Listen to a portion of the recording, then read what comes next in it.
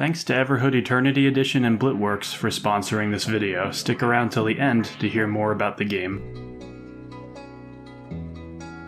Have you ever been so captivated by a person you just met, so utterly entranced by someone who only just recently wormed their way into your life that everything felt like lights, that despite there being a plethora of reasons not to pursue that person and everyone you talk to advising against it, you decide to go for it anyway? This is the premise the Scott Pilgrim franchise runs with in every medium it's covered, from its comics to the movie, and even to a loose extent, the video game. In the current age, it's harder for something like this series to thrive. A large part of the story's charm is its infusion with video game logic and callbacks. Yet video game culture isn't as novel or small as it used to be. Scott Pilgrim vs. the World graced the silver screen before references to Nintendo classics were plastered everywhere. My niece and nephew have grown up knowing basically all of the essential Mario OSTs, simply because the content creators they watch use them as background music. As a culture, gaming has increased in size exponentially in the past decade, exacerbated by social media and the beer-named sickness. The wow factor of seeing someone dissolve into coins when they're defeated on screen,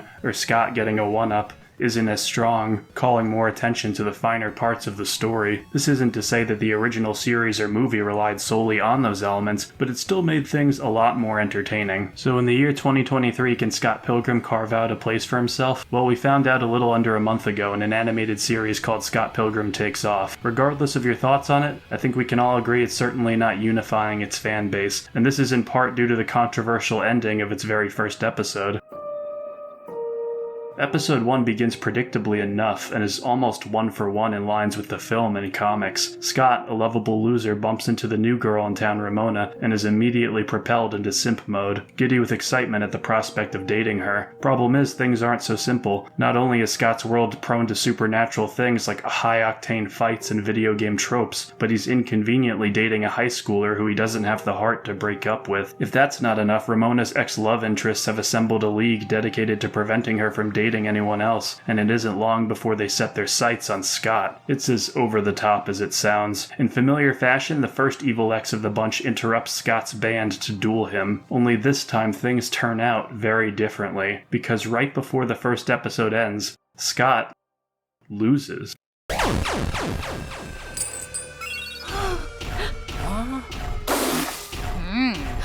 Thus the show reveals its cards, and as an audience we are made fully aware that this story isn't going to play out exactly how we thought it would. What we expected to be a very faithful adaptation of the original story is now entirely inverted, removing Scott from part of the plot and placing the focus on Ramona trying to make sense of everything that's happened. Because things aren't so simple. Scott didn't exactly lose the fight to Matthew Patel, he was kidnapped to make it seem that way. Some people are genuinely surprised and delighted by the crazy twist that capped off its first episode and the entire story that follows, while others are disappointed at the marketing behind the new series, saying it presented itself as something closer to the books before doing a 180 when it could have just said it was a Ramona show from the start. I totally get the disappointment with being told you're getting one thing and then getting it swapped out for something else, but I've got to say, from an efficiency point of view, removing Scott from a good chunk of the plot gave a lot of the other characters time to grow and really let us settle further into this world. I love Scott, warts and all, but his character arc has been told 3 different times already, across 3 different mediums. If you're going to get a talented studio and sizable budget to revisit Scott Pilgrim's world a 4th time, why portray the exact same story? I think that had this series come out any other decade, it'd have been a lot easier to swallow the first episode's twist, but recently lots of shows have been advertising themselves dishonestly and been worse off for it. Whether it be the new He-Man cartoon removing He-Man early on, or the latest Terminator film straight up offing John Connor in its opening scene, it's kind of like Hollywood have become clickbaiting YouTubers. The idea of telling a brand new story in these worlds is a scary sell for a lot of these studios, so they feel it's safer to portray them as more traditional returns to form so that they can get the widest audience possible and then switch it up when everyone's already in their seats. It's understandable that people have built a sort of resistance towards this method of storytelling. All of that being said, it's hard to argue that this new setup makes a lot more sense. Ramona genuinely loves Scott and wants to sift through the baggage she has with her exes so she can move on with her life to date him. While the setup in the original story of Scott boss rushing his way through each X to date Ramona was highly enjoyable, Scott's connection to who he was fighting wasn't exactly deep. He had no idea who those people were. The X's were merely obstacles to overcome so that he and Ramona could be together. Ramona confronting them instead makes parts of the plot more cohesive. Having her at the forefront of the show allows the writers to add more dimension to the evil X's while still delivering on the high-energy fight sequences that made the film and comics cult classics. The new format also allows for some surprising moments to shine. Seeing characters who never communicated before like Lucas, Lee, and Todd was really cool, and even Knives manages to find a calling outside of just ogling Scott's band or making Kim go to prison. Though I don't really understand why the writers just made her instantly good at playing the bass and keyboard exactly. Like, I get that they wanted her character to have more to it, but this came off as overcompensation for me. I guess anything's possible in the Scott Pilgrim world anyway.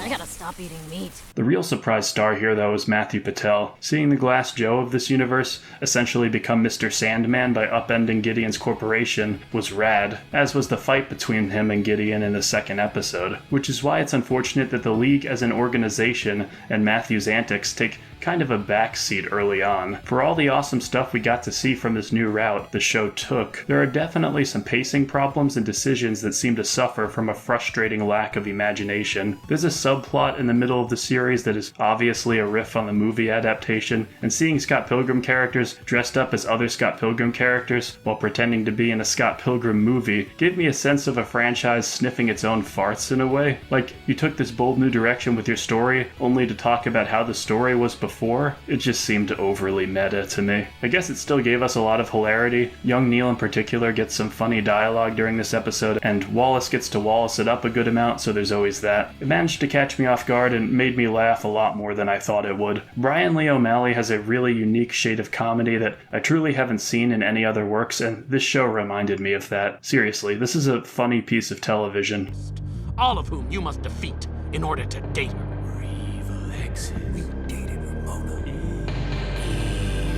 SP isn't all about laughs though, and there's a good amount of action in this iteration of the narrative to balance out the slower character building moments, though not as much action as the original. Besides the Gideon and Matt fight, there's also a really neat one between Roxy and Ramona, where they fight inside a video rental store and end up stuck in different movies as the battle progresses. This universe is already so up to its ankles in video game logic and rules, so it's awesome seeing even more crazy stuff this world is capable of, which makes it all the more unfortunate when that awesome creative energy is put on the back burner for some rather mediocre whodunit stuff. As I said earlier, Ramona is trying to piece together what happened to Scott at the end of the first episode, which drives her to confront all of her exes, as understandably they could have a motive to get rid of him. Now, I love Ramona, but she's really not the most careful detective. Like, she literally crosses Julie off her list of suspects that kidnapped Scott just because she said that it wasn't her, even though she smirked at the sight of Scott's supposed death and constantly talks about how good his death is. I understand why the showrunners went for this angle. A story revolving around an investigation is a great excuse to go to different places and interview multiple characters, even though lots of things that happen during this investigation are entertaining, like Lucas fighting against the paparazzi. These moments aren't good because of the investigation angle, and feel more like isolated good scenes, rather than things building up to a meaningful end. Also, Scott just shows up of his own accord, regardless of Ramona's investigating, so in the end, it didn't feel like her conclusions amounted to anything. I suppose her drive to find Scott did communicate to him how important he was to her, but it still didn't feel very practical. I'm sure there's plenty of people who don't mind some of the attention being taken off Scott himself, especially in recent years. There's been a growing sentiment online that Scott is kind of a bad person who's hard to root for, and it's not hard to see why. The dude is a walking reliability, a human train wreck whose issues easily drag down those around him. He can't hold a job, pay rent, or even be faithful to his girlfriend. If you're an influencer on TikTok, none of that stuff is usually an issue, but alas, Scott Pilgrim was before that time, and his friends are quick to remind him how annoying he really is. I'm not here to debunk Scott starting off as a bad person, as I wholeheartedly agree, but I'll take this claim a step further and say that almost all of the characters in this story are bordering on unlikable. Save for Knives and perhaps Scott's sister, everyone in this series is a partial scumbag. There are many examples, but I'll just name a few. Stephen Still's obsession with the band prompts him to replace Scott as the bassist even when he's at his lowest point. Wallace snags Stacy's date fate right from under her nose at a concert,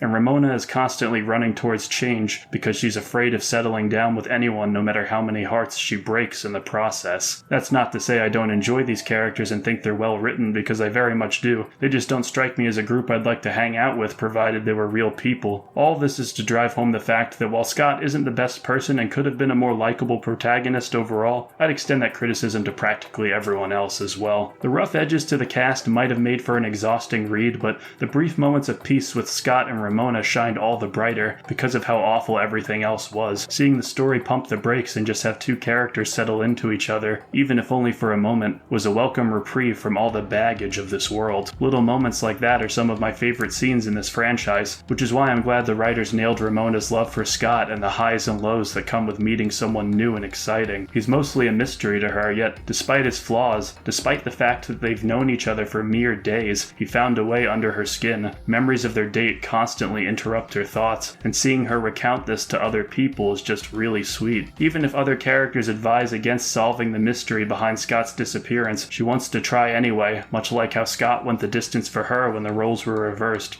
Scott Pilgrim Takes Off might not be exactly what you're looking for. The pacing can drag, things that are cool can get introduced and then disappear without a moment's notice, and there's no Lisa Miller. Like, what the hell, Brian? Come on. But if you can get past that, you'll be treated to gorgeous animation, an amazing art style, a neat spin on the story that explores otherwise overlooked characters, and the best soundtrack that Stephen Stills has ever sung.